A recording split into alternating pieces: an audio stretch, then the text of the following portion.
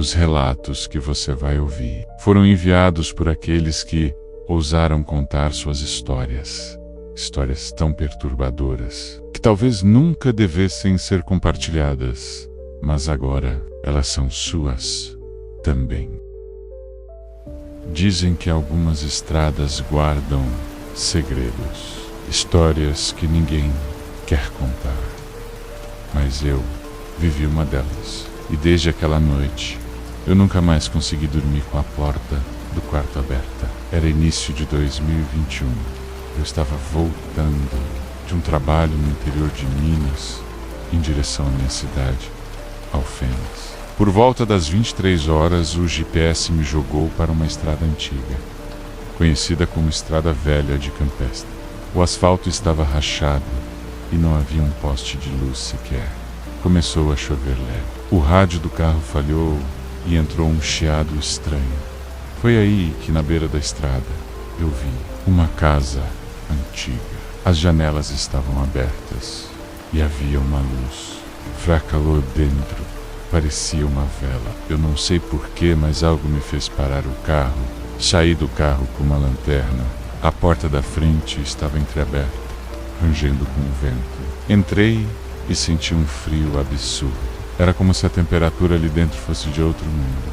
As paredes tinham fotos antigas, pessoas com roupas de 1900 e poucos. Mas todos eles estavam sem olhos.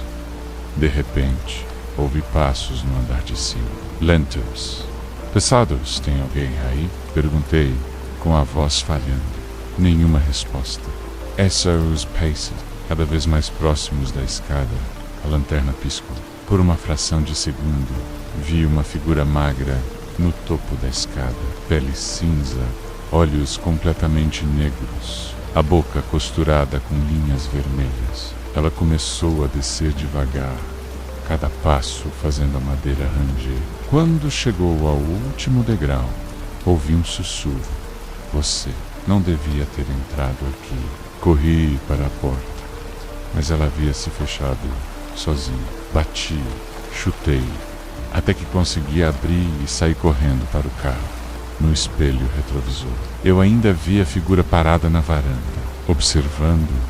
Cheguei em casa com o coração disparado, mas desde aquela noite, algo. Às vezes, no meio da madrugada, ouço passos no andar de cima da minha casa, mas eu moro sozinho.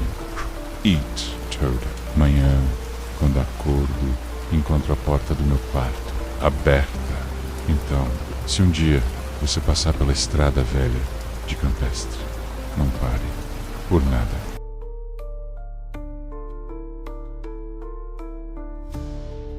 Algumas casas guardam mais do que memórias. Às vezes, elas guardam coisas que nunca deveriam ser libertas. Eu aprendi isso da pior forma, na velha casa da minha avó, em Paraty, Rio de Janeiro. Era 2019.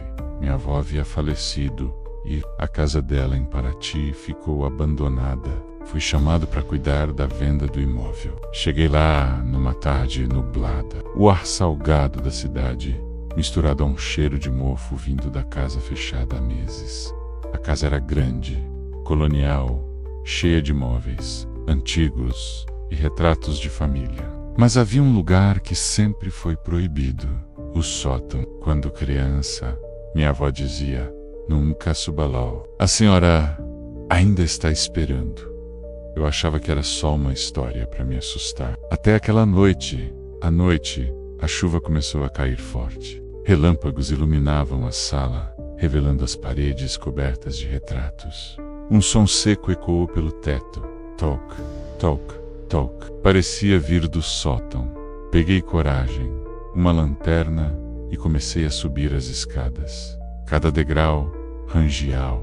Quando cheguei diante da porta do sótão, percebi que ela estava destrancada. Havia marcas de unhas na madeira, como se alguém tivesse tentado sair dali.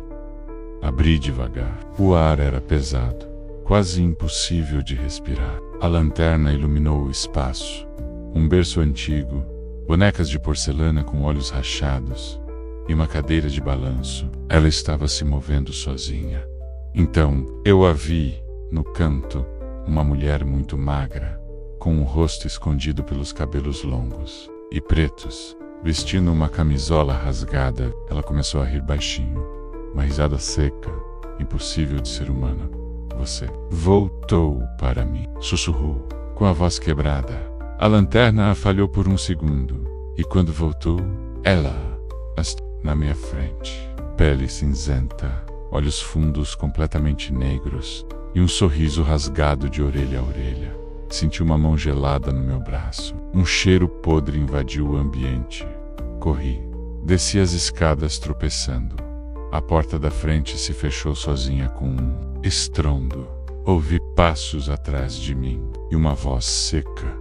Você nunca devia ter aberto aquela porta. Consegui escapar pela janela da cozinha. Na rua, quando olhei para cima, vi a figura da senhora na janela do sótão, acenando lentamente. Vendi a casa uma semana depois, mas desde então sinto que não estou sozinho. Às vezes à noite ouço passos no meu próprio sótão e sempre acordo com a cadeira de balanço da minha avó se movendo sozinha. Ela não está presa àquela casa, ela está presa a mim.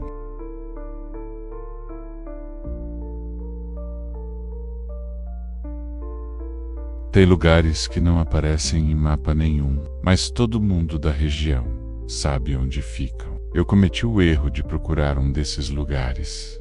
E agora, todas as noites, eu sonho com o mesmo portão enferrujado. Em 2022, fui com 2 amigos, Felipe e Murilo, menos até o interior de São Paulo, para gravar conteúdo sobre locais abandonados. Um inscrito do canal mandou a localização de um suposto cemitério de escravos, no meio de uma fazenda em ruínas, entre Itapetininga e Sarapuí.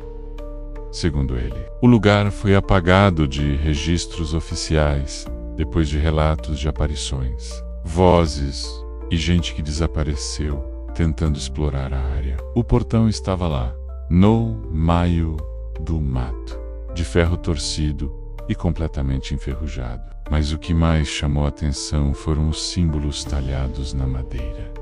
Parecia algo ritualístico. Ou pior, entramos com câmeras ligadas, drones prontos. No início, só silêncio. Mas com 10 minutos andando, o drone começou a cair, sem explicação. Murilo foi buscar, mas nunca voltou para o ponto de encontro. Começamos a gritar. Nada. Só o som de um sino abafado vindo de dentro da mata. Felipe apontou para frente. Uma figura branca, imóvel, no meio das lápides destruídas. Quando piscamos, ela desapareceu. Achamos Marilô a 20 metros de onde ele deveria estar. De joelhos, com os olhos completamente brancos. Algo como: eles me enterraram, mas eu continuo aqui. Eu continuo aqui. Tentamos tirá-lo dali, mas ele resistia, agarrado a uma lápide sem nome. Felipe foi puxá-lo com força. Na mesma hora, ouvimos um som horrível, como madeira e osso quebrando ao mesmo tempo. Do trás da cruz saiu uma figura coberta por véu preto, alta, magra e com a pele completamente escura, enrugada, como carvão. Não tinha olhos, mas sabia que estava olhando para mim. Eu corri. Não sei como saí daquela mata. Quando voltei ao carro, Felipe já estava lá, chorando e dizendo. Ela sussurrou no meu ouvido. Disse que ele já não era nosso. Nunca encontramos o corpo do Murilo. Ninguém quis investigar. E o local agora está cercado por arame farpado. Mas às vezes, nas madrugadas, recebo áudios no WhatsApp de um número desconhecido, só o som do vento e uma voz repetindo: eu continuo aqui, eu continuo aqui. Essas foram as vozes da escuridão. Mas lembre-se, o próximo relato pode ser o seu.